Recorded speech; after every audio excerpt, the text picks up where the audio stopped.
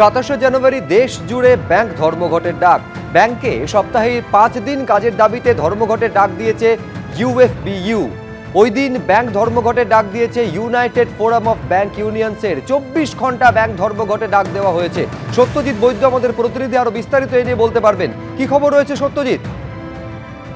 দেখো Subhrajit, United forum of bank union এদের এই যে দাবি, অর্থাৎ সপ্তাহে 5 দিনের কাজের দাবি, এই দাবি কিন্তু পুরনো। এবং এর আগে তুমি জানো যে গেল বছর মার্চ মাসে 2 দিনের ব্যাংক ধর্মঘটের ডাক দেওয়া হয়েছিল এই একই দাবিতে। সে সময় কিন্তু সরকার এই দাবি বিবেচনা করার আশ্বাস দেয় এবং সেই আশ্বাস পেয়ে সেই ধর্মঘট প্রত্যাহার করা হয়। ঠিক ওই একই দাবিতে কিন্তু এবার ফের ধর্মঘট ডাকা হয়েছে। অর্থাৎ এই ব্যাংক ইউনিয়নের যে দাবি, যে এই মাঝে প্রায় 1 বছরের মতো সময় কেটে গিয়েছে, কিন্তু এই সময়কালের মধ্যেও আশ্বাস থাকা সত্ত্বেও এই দাবি কিন্তু বিবেচনা করা হয়নি।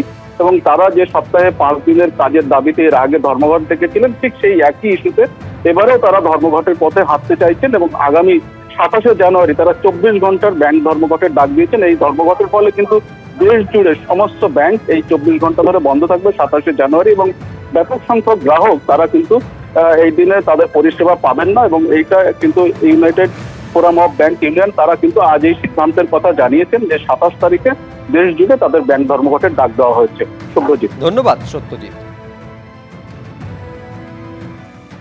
আসবে পরের খবরে। লক্ষ্মীর ভান্ডার পাওয়া মহিলারা তৃণমূলকে ভোট দিতে গেলে স্বামীরা তাদের ঘরে আটকে রাখুন।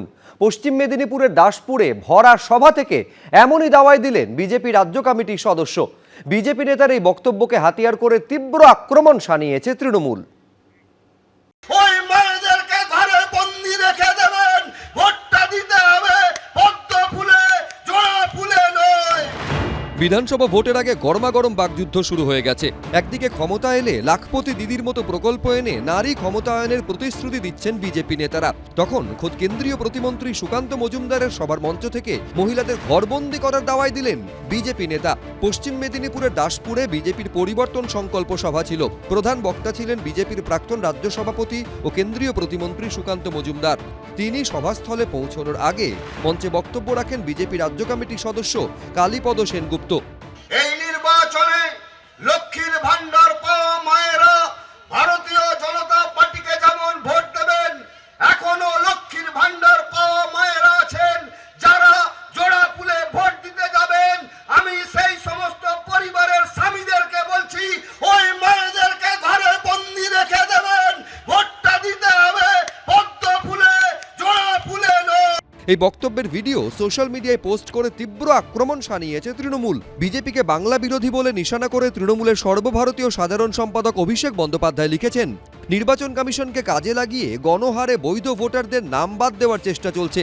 সেটা বুমেরাং হলে জোর করে নাম কাটার জন্য লজিক্যাল ডিসক্রিপেন্সির ফাঁদ তৈরি করা হচ্ছে। তাতেও কাজ না হওয়ায় সামন্ততান্ত্রিক ও পুরুষতান্ত্রিক বর্বরতায় নেমে এসেছে। স্বামীদের উস্কানি দেওয়া হচ্ছে স্ত্রীদের ঘরে আটকে রাখতে, যাতে লক্ষ্মীর ভান্ডার পাওয়া মহিলারা ভোট দিতে বাইরে বেরোতে না পারেন। 2026 সালে যেসব মহিলাকে আপনারা খাঁচাবন্দি করতে চান, তারাই লক্ষ লক্ষ সংখ্যায় ভোট কেন্দ্রে যাবেন আর চিরতরে ধ্বংস করে দেবেন আপনাদের রক্ষণশীল বাংলা বিরোধী নারী বিরোধী রাজনীতিকে।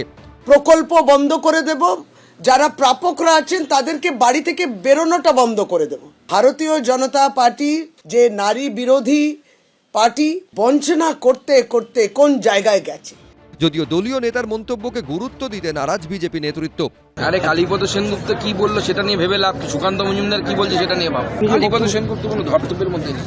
যার মন্তব্য ঘিরে বিতর্কের ঝড়, সেই বিজেপি নেতা কালীপদ সেনগুপ্ত জানিয়েছেন, রাজ্য নেতৃত্বের সঙ্গে কথা না বলে তিনি এ বিষয়ে কোনো প্রতিক্রিয়া দেবেন না। কৃষ্ণেন্দু অধিকারী, অনির্বাণ বিশ্বাস, হংসরাজ সিংহ, এবিপি আনন্দ।